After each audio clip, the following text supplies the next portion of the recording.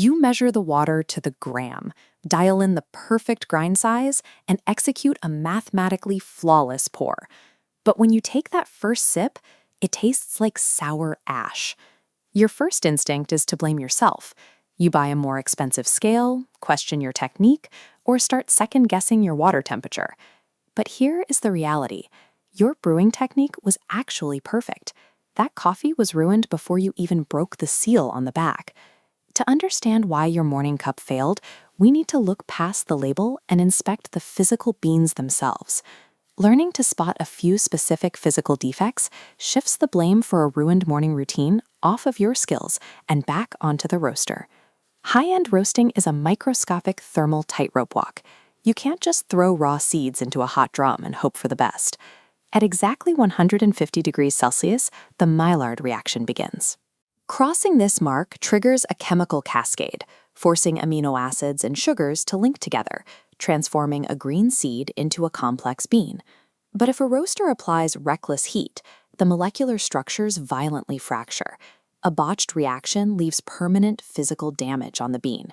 It destroys the flavor profile, and no amount of brewing precision can bring it back.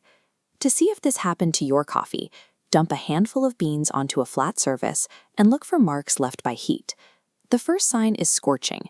You're looking for ladybug spots, distinct dark burnt circles sitting right on the flat side of the bean. Scorching happens when the roaster drum spins too fast at excessive heat.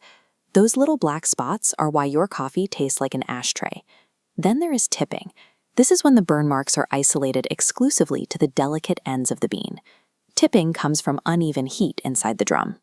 When brewed, these beans produce a harsh, bitter bite at the back of your throat.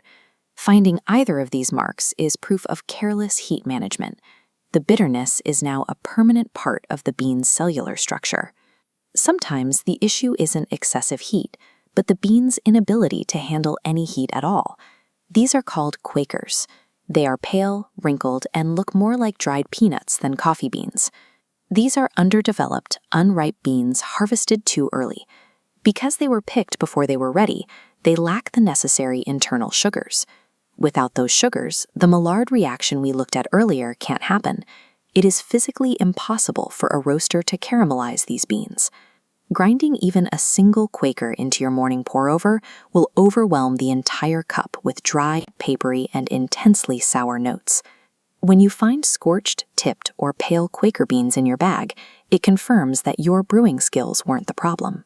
This is why specialty roasters aim for what we call a refiner's standard, a level of precision that avoids these physical defects by meticulously controlling the heat to hit a specific flavor window. You don't have to settle for flawed coffee. Use these visual checks to hold your roasters accountable for the quality of their work. Knowing how to identify these defects ensures you spend your money on beans that actually reward your effort at the brewing station. Go check your current bag of beans right now. Do you see any ladybug spots or pale Quakers? Let me know what you find in the comments. Hit the subscribe button if this helped you out, and in the next video, we're looking at whether single origin coffee is actually worth the premium price. See you there.